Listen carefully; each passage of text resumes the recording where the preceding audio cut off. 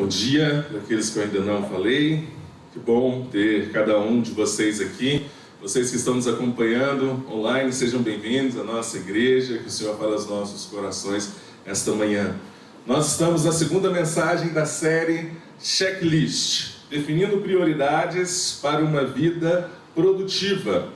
Na semana passada nós conversamos um pouquinho sobre como nós devemos alinhar as nossas prioridades aos valores do reino de Deus. Como que nós definimos as nossas prioridades? Alinhando as nossas prioridades com os valores do alto, com os valores do reino de Deus. E hoje nós vamos falar um pouquinho sobre produtividade. Eu quero começar fazendo uma pergunta. O que você considera um dia produtivo? Pare para pensar um pouco. Você chega no final do dia e você fala assim: hoje foi um dia produtivo. Hoje sim eu fiz muita coisa. Foi um ótimo dia. Quando você pensa nisso, qual que é a sua ideia de um dia produtivo? Talvez algumas pessoas vão pensar que um dia produtivo é quando eu estou sempre ocupado. É aquele dia que você não teve tempo de responder um WhatsApp. É aquele dia que você chega no final e fala assim: nossa, quase não tive como respirar hoje. Meu dia ficou extremamente cheio. Ou se não, é quando consigo concluir todas as atividades que planejadas para o dia. Você fez uma lista, se você é daqueles bem sistemáticos, você tem o seu checklist ali do dia, do que você vai fazer.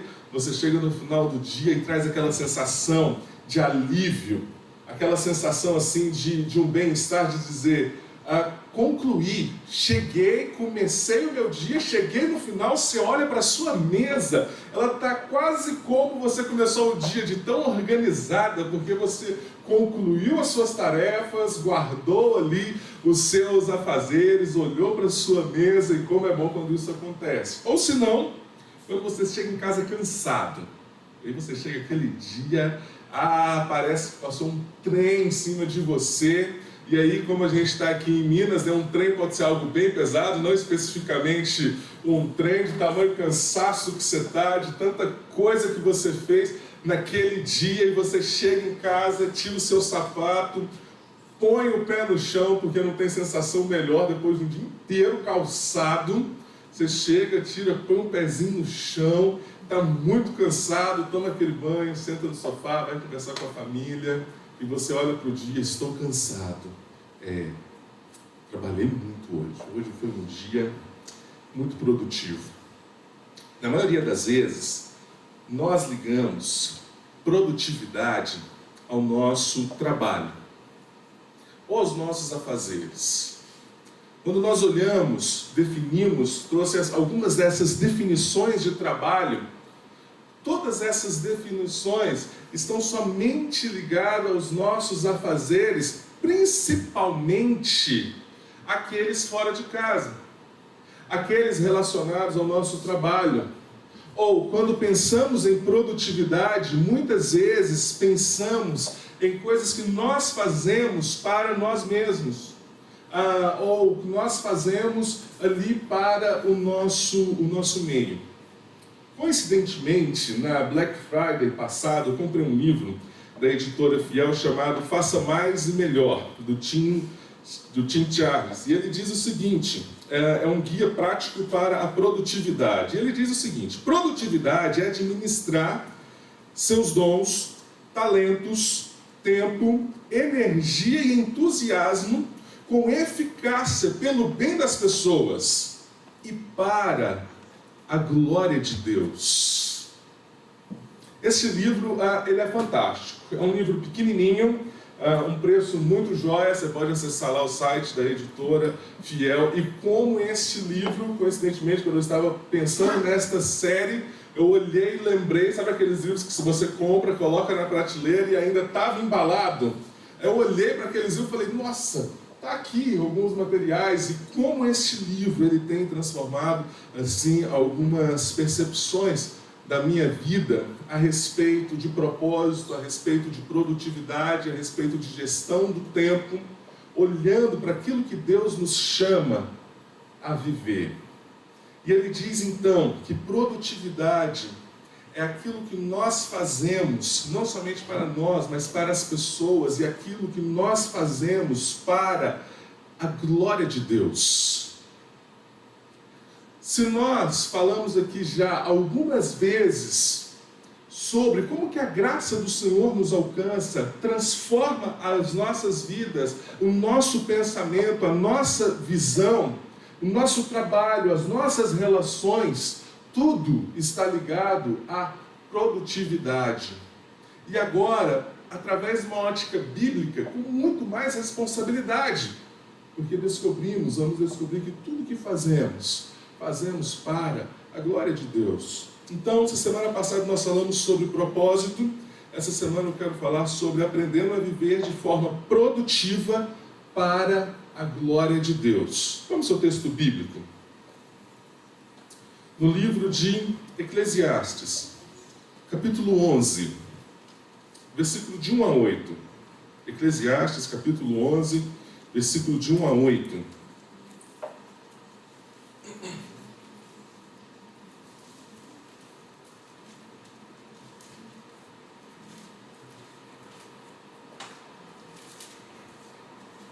A palavra do Senhor, ela diz assim: lança o teu pão sobre as águas, porque depois de muitos dias o acharás. Reparte com 7 e ainda com 8, porque não sabes de qual mal sobrevirá a terra. Estando as nuvens cheias, derrama aguaceiros sobre a terra. Caindo a árvore para o sul ou para o norte, no lugar que cair, aí ficará. Quem somente observa o vento nunca semeará, e o que olha para as nuvens nunca cegará. Assim como tu não sabes qual o caminho do vento, nem como se formam os ossos no ventre da mulher grávida, assim também não sabes as obras de Deus, que faz todas as coisas. Semeia pela manhã, e a tua semente à tarde não... Semeie pela manhã a tua semente, e à tarde não repouses a mão, porque não sabes qual prosperará, se esta, se aquela, ou se ambas igualmente serão boas. Doce é a luz e agradável aos olhos ver o sol. Ainda que o homem viva muitos anos, regozije-se em todos eles, contudo deve lembrar-se de que há dias de trevas, porque serão muitos. Tudo quanto sucede é vaidade. Vamos orar. Senhor, obrigado por tua palavra, Pai. Necessitamos da ação do teu Santo Espírito, para que possamos compreender a profundidade, a beleza e os ensinamentos que ela tem para nós, ó Pai. Que o teu Santo Espírito fale aos nossos corações, no nome de Jesus. Amém. Eclesiastes é um livro que fala a respeito de temor e obediência. A leitura deste livro vai nos levar a essa percepção. Irá falar como a respeito da fragilidade, da vaidade, de como a vida ela pode ser passageira, de como uma vida apenas de uma perspectiva terrena, ela vai ser algo muito trágico. Vai ser algo muito pessimista se vivermos olhando apenas para esse sistema, apenas para esta vida. E Salomão, por várias vezes no livro, ele vai dizer a respeito da vaidade que isso traz para o nosso coração. Então este livro ele nos instrui a trazer, nos chama a sabedoria, nos ensina como viver. E olhando através da ótica da produtividade, se nós pensarmos apenas a respeito, como eu disse, nessa perspectiva, vamos trazer a produtividade apenas para os nossos valores, olhando apenas para nós mesmos. Mas quando nós olhamos para a palavra de Deus, nós vamos conhecer, através da sua palavra, a verdadeira produtividade, que parte da fidelidade, da ação de Deus em nossas vidas. E quando nós pensamos nesse assunto e olhamos para o texto, nós chegamos a algumas conclusões. A primeira delas, para vivermos de forma produtiva para a glória de Deus, nós precisamos confiar. Veja o versículo 1. Lança o teu pão sobre as águas, porque depois de muitos dias o acharás. O autor ele está usando aqui princípios do comércio. O comércio que na época era feito em grande parte através dos navios. E o que ele está dizendo é: lança sobre as águas o seu investimento. E aqui no contexto de Salomão, ele enviava os seus navios. Depois de 3 anos, esses navios eles retornavam, trazendo ouro, marfim, pedras preciosas, animais exóticos, fruto daquele investimento que ele fez então. Mas quando nós esmiuçamos o texto de forma mais detalhada, nós vamos entender a profundidade desse versículo. Lança aqui quer dizer, no contexto original, deixar ir,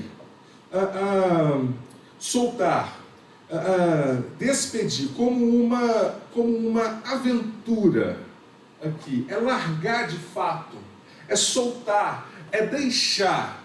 E quando nós falamos aqui sobre este contexto, sobre o pão que era o principal alimento da época, o pão que era utilizado para falar muito sobre os recursos que eles tinham, sobre como eles ajuntavam, porque o pão era o principal alimento. Então quando ele diz, lança o teu pão, ele está dizendo, lança aquilo que é de mais importante, coloca tudo o que você tem. E ele fala sobre como que Deus ele trabalha a nossa paciência e a nossa expectativa aqui.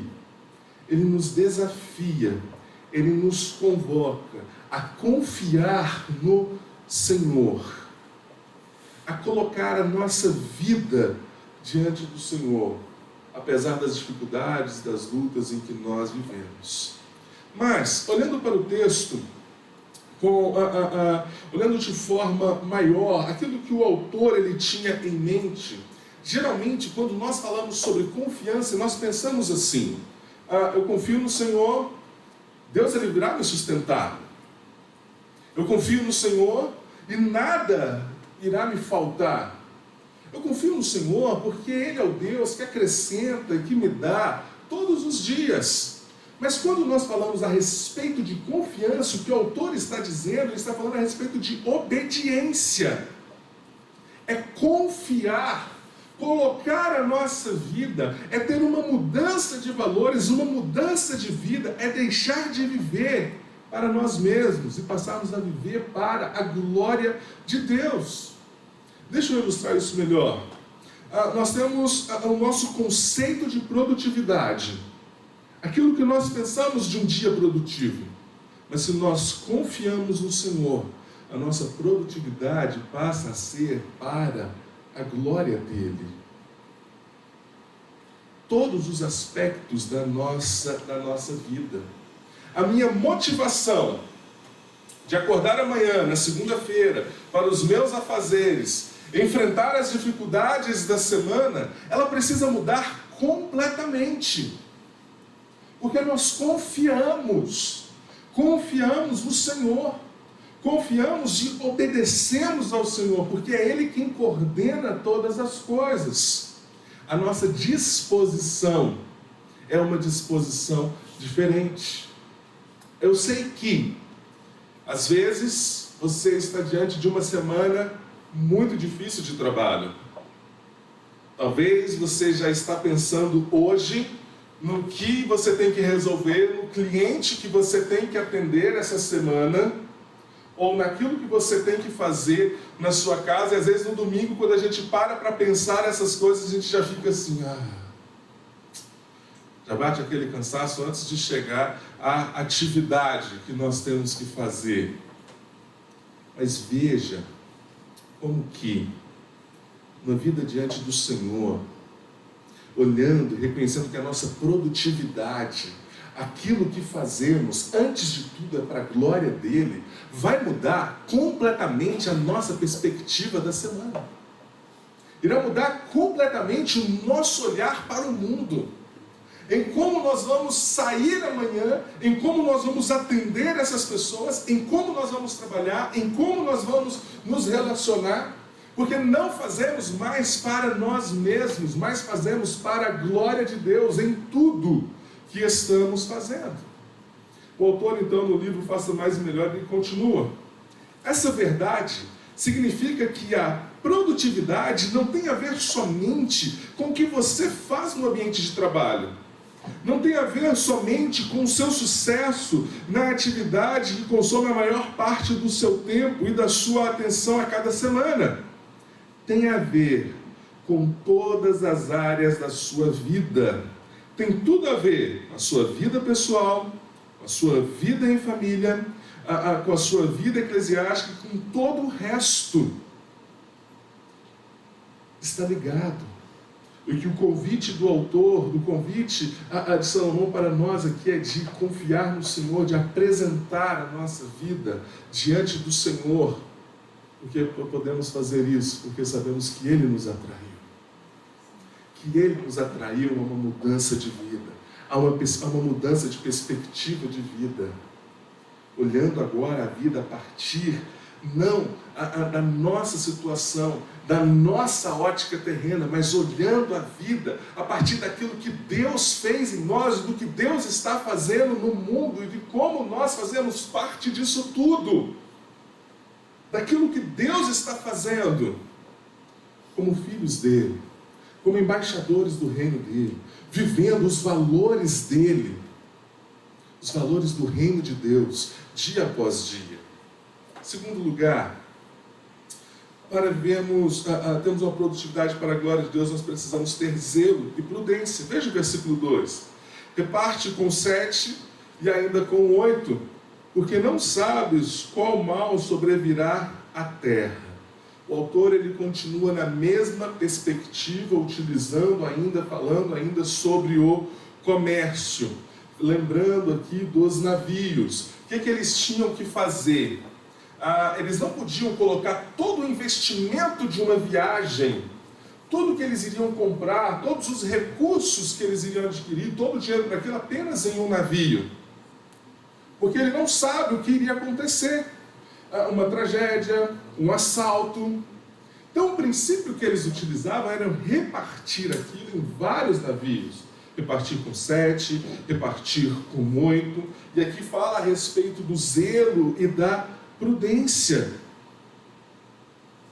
E quando nós trazemos isso para a nossa vida, nós vamos ver como que isso é urgente.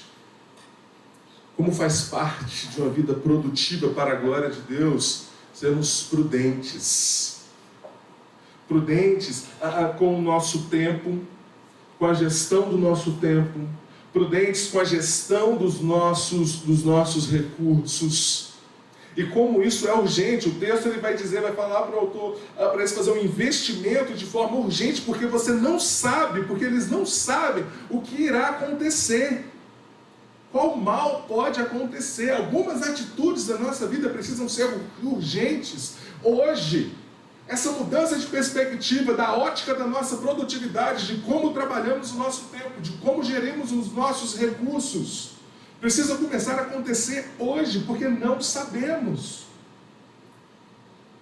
Trabalhar, a dizer do que irá acontecer, do que talvez vocês possam fazer como aqueles para qual o Tiago escreve a carta dele, que ele diz: vocês ficam falando demais a respeito daquilo que vocês vão fazer, do que vocês vão construir, do que vocês vão produzir. Antes vocês deveriam se colocar diante do Senhor e dizer: se o Senhor quiser, ver, olhar para a palavra dele, e isso ser o norte para as nossas vidas. E se nós dizemos que confiamos a nossa vida ao Senhor, porque Ele nos atraiu, que vivemos para a glória dele, isso nos traz uma responsabilidade muito grande em como nós estamos vivendo, em como nós estamos trabalhando, em como nós estamos administrando aquilo que Deus coloca em nossas mãos. O livro Faça Mais e Melhor, ele vai trazer 3 exemplos que são ladrões da produtividade. O primeiro é a preguiça, que demonstra essa falta de zelo, essa falta de prudência com aquilo que Deus coloca em nossas mãos.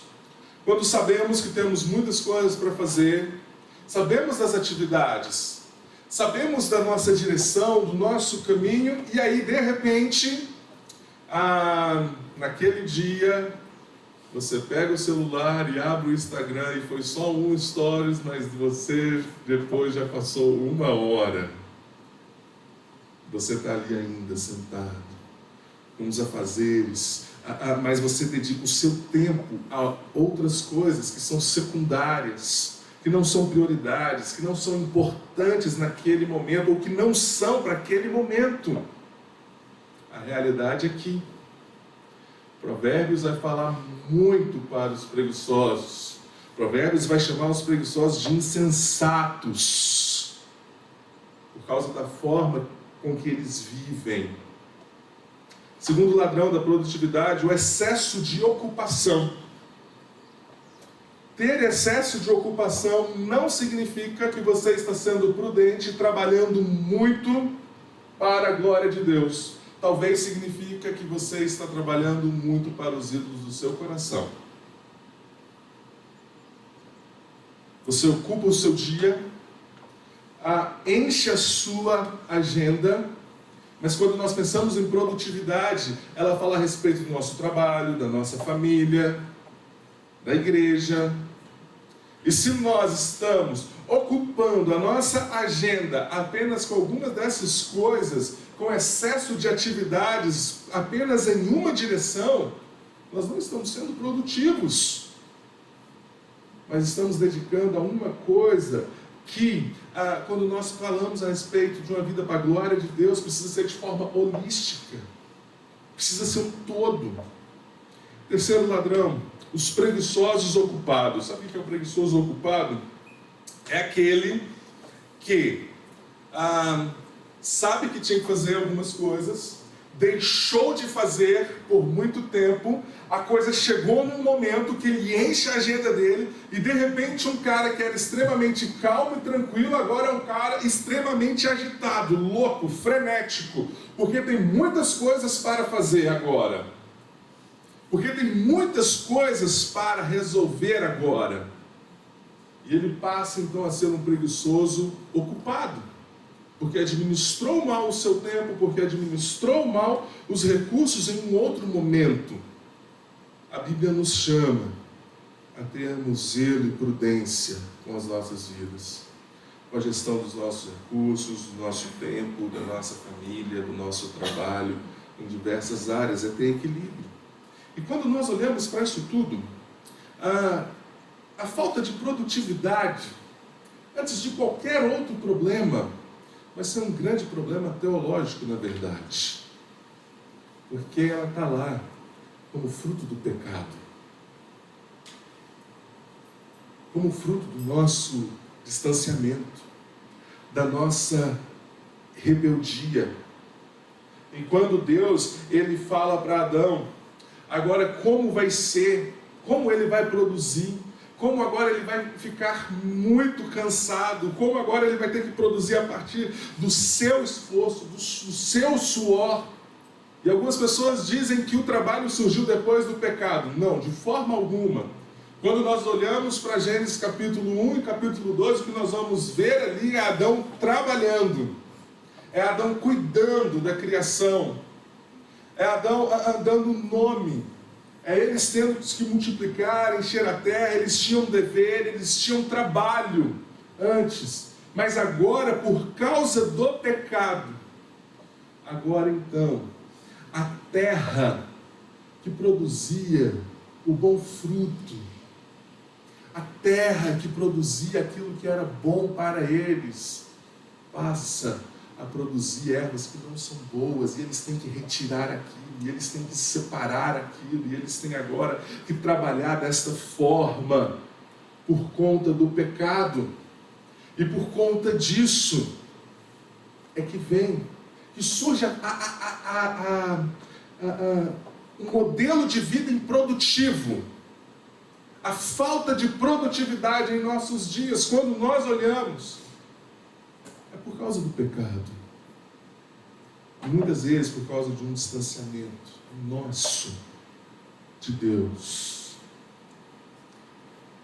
A forma como lidamos com o que Deus coloca em nossas mãos. Precisamos voltar para Ele com zelo, nos arrepender da nossa falta de produtividade,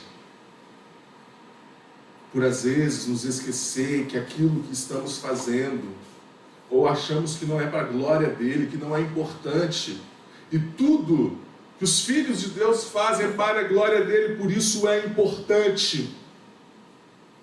Cada minuto do seu dia, cada tempo que nós dedicamos a algo é importante, porque tem que ser feito para a glória de Deus e tem que ser feito com zelo e com prudência.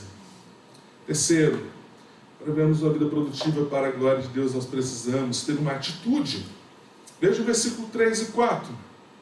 Estando as nuvens cheias, derrama aguaceiro sobre a terra, caindo a árvore para o sul ou para o norte, no lugar em que cair, aí ficará.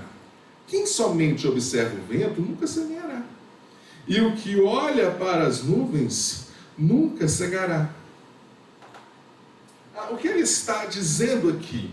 Agora ele muda a ótica do comércio, trazendo para algo que era muito comum na cultura deles, que era a agricultura. E o que ele está dizendo aqui? O agricultor, ele pode olhar para o céu e ver que talvez vai chover. Vai cair uma tempestade, e algumas coisas serão inevitáveis. A árvore vai cair para o sul, vai cair para o norte, onde ela cair, ela irá ficar. Inevitável acontecer. Mas ele vai ficar apenas olhando para o tempo? Apenas olhando e dizendo, hoje vai chover. Tá bom, amanhã eu volto. Eu vou lá. Hoje tem sol. Que bom. O sol, mas está muito quente. Não, talvez não. O que ele está dizendo é que se ele ficar apenas olhando para o vento, ele nunca vai plantar e ele nunca vai colher. É preciso ter uma atitude. É preciso olhar para os nossos afazeres e entender que se vivemos uma vida para a glória de Deus, segundo as prioridades, segundo os valores do reino de Deus em nossas vidas, precisamos caminhar. Mas aí existe algo sutil que acontece também, que é a procrastinação. Deixa para depois. Não, isso não é importante. Depois a gente resolve. E venhamos e convenhamos, homens, às vezes nós, em algumas tarefas em casa, bem, você não vai fazer isso, eu nem estou olhando para cá, vocês perceberam, né? Aqui, conheço bem. Você não vai fazer? Não, bem, calma, depois, vai dar tempo. Mas veja que, em algumas coisas simples, isso irá acontecer, mas o problema maior é quando isso começa a acontecer com frequência e com coisas importantes da nossa vida. Passamos então a não entender como prioridade aquilo que é importante, tudo que fazemos para a glória de Deus. E o conselho que Provérbios nos dá é: não te glories do dia de amanhã, porque você não sabe o que trará, o que irá acontecer. Deixa para amanhã, às vezes amanhã não dá para fazer. Não tem como. Jonathan Edwards, ele diz o seguinte: temos boas razões para não depender de outro dia, enquanto não temos razão para concluir que viveremos outro dia. Devemos viver cada dia tão conscientes e tão santos, como se soubéssemos que é o nosso último dia. Devemos viver tão empenhados em viver para a glória de Deus, como se fosse o nosso último dia, em todos os nossos afazeres. E veja que agora uma vida produtiva, segundo aquilo que muitas vezes nós pensamos, ligando ao nosso trabalho, algumas atividades, talvez era fácil. mas uma vida produtiva para a glória de Deus, esse é algo desafiador. Que vai contra a nossa própria natureza, aquilo que nos chama para um outro lado.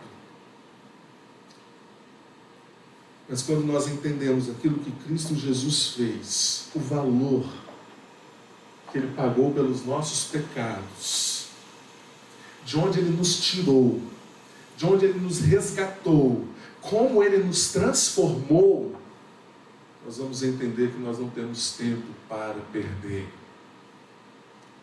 porque vivemos para a glória dEle, em tudo que nós fazemos, em cada momento. Em último lugar, para vivermos de forma produtiva, para a glória de Deus, nós precisamos reconhecer como nós somos limitados. Veja o versículo 5 e versículo 6. Assim como tu não sabes qual o caminho do vento, nem como se formam os ossos no ventre da mulher grávida, assim também não sabes as obras de Deus que faz todas as coisas. Semeia pela manhã a tua semente, e à tarde não repouses a mão, porque não sabes qual prosperará, se essa, se aquela, ou se ambas igualmente serão boas. Agora o autor ele usa uma terceira perspectiva aqui. Ele falou a respeito do comércio, ele falou a respeito da agricultura, mas uma outra perspectiva que ele usa agora é os mistérios da vida. Ele vai dizer, você não sabe como um bebê se forma, como os ossos se formam. Você não sabe o que irá acontecer, você não sabe a respeito da obra de Deus. E existem ações de Deus que fogem às nossas explicações, aos nossos pensamentos. Mas quando nós reconhecemos que estamos debaixo da mão, da soberania deste Deus, nós vamos falar a respeito da providência de Deus. Apesar de não sabermos o que irá acontecer, apesar de não conhecermos algumas coisas, sabemos que é a obra de Deus. E o que ele está dizendo agora no seu dia a dia é que não olhe para a vida e o não saber de algumas coisas servir como desculpa para você deixar a sua atividade, para você viver de forma improdutiva. Antes disso, continue trabalhando, sabendo que Deus está no controle de todas as coisas. Porque a providência de Deus, ela não nos dá um conhecimento do futuro, um conhecimento infalível do futuro. A providência de Deus não nos tira a atenção, ou a preocupação de como vai ser, não nos isenta, na verdade, dessas tensões. Não nos tira de passar por momentos difíceis, porque sabemos que para tudo Ele tem um propósito. A providência de Deus não vai te proteger daquilo que você pensa ser algo que você não consegue passar. Porque antes Ele está nos ensinando com todas as coisas. E um Deus providente é um Deus que está conosco, é um Deus que nos ensina segundo o seu propósito. É um Deus que nos aperfeiçoa segundo o seu propósito. Todos os dias. Precisamos reconhecer as nossas limitações. E saber que às vezes vamos lidar com situações que não temos o controle, mas que o nosso Deus, que é poderoso, Ele está cuidando de todas as coisas. E nós só podemos fazer isso mediante Cristo Jesus, que se revelou a nós. O amor de Deus, o sacrifício que nos resgatou.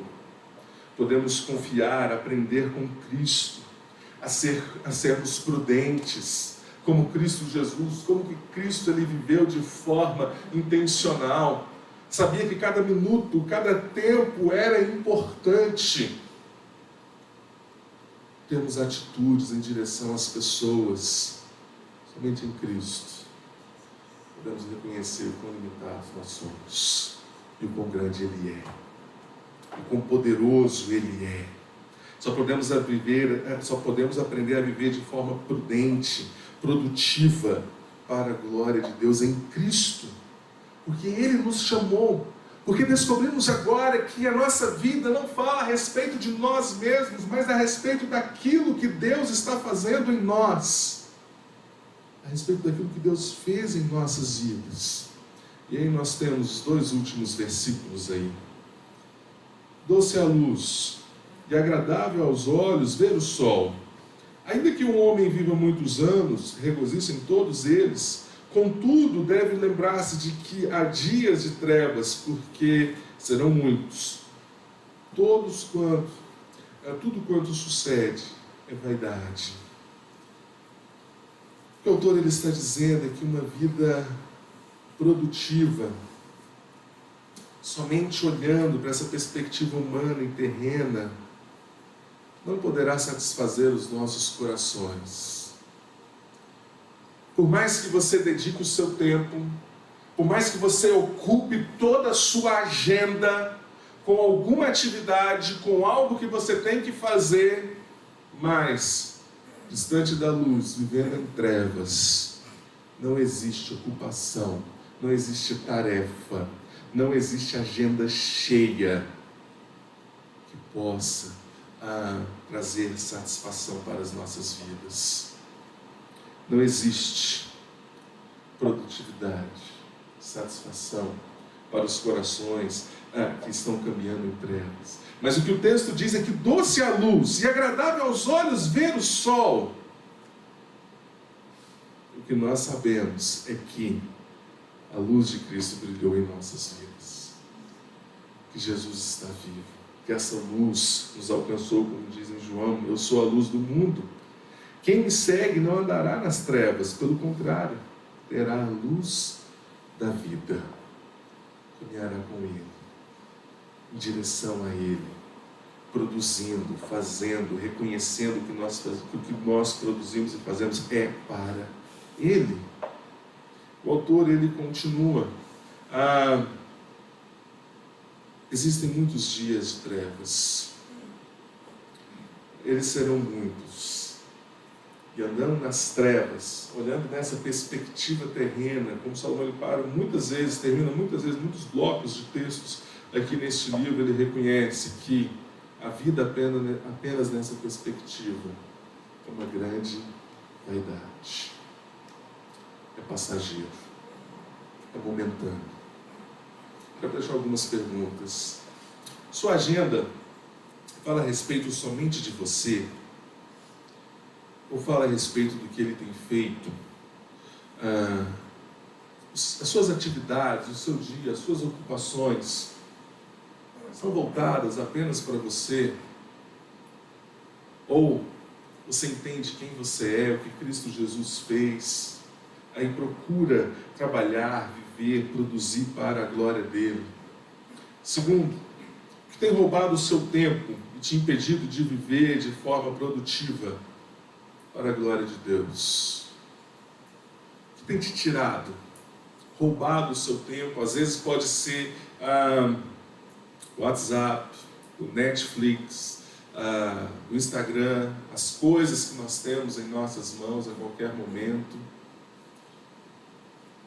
Ou um coração em trevas, em escuridão, em insatisfação, em tristeza, distante da luz de Deus. Para pensar. Terceiro, quais atitudes você deve tomar hoje para ter uma vida mais produtiva para a glória de Deus? Pense nas atividades dessa semana. O que você tem para fazer?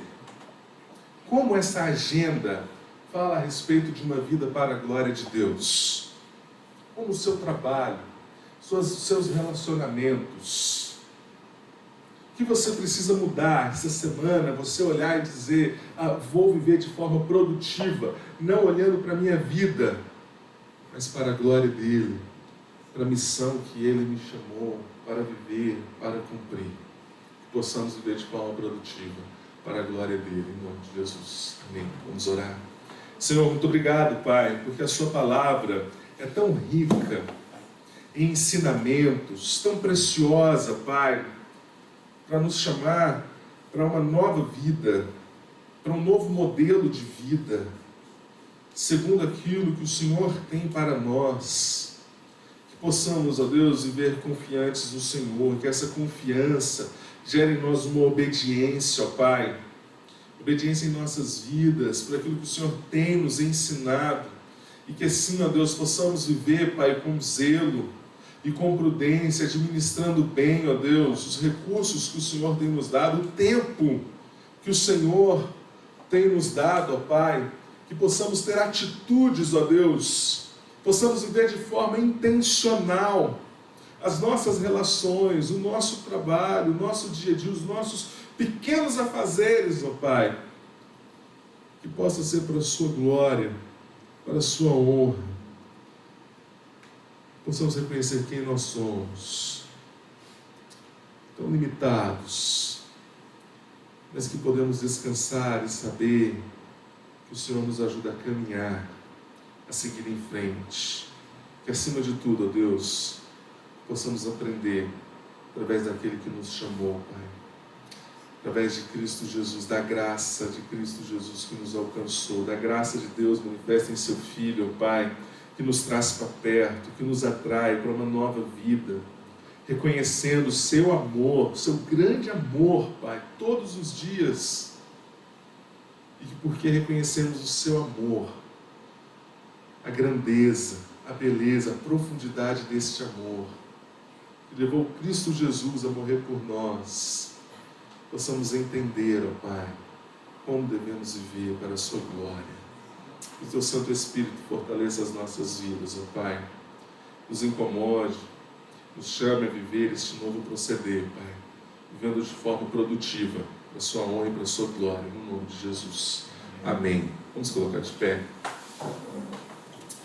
O amor de Deus, o nosso Pai, que a graça do nosso Senhor e Salvador Jesus Cristo, que as ternas consolações do teu Santo Espírito estejam hoje sobre todo o povo de Deus. Amém.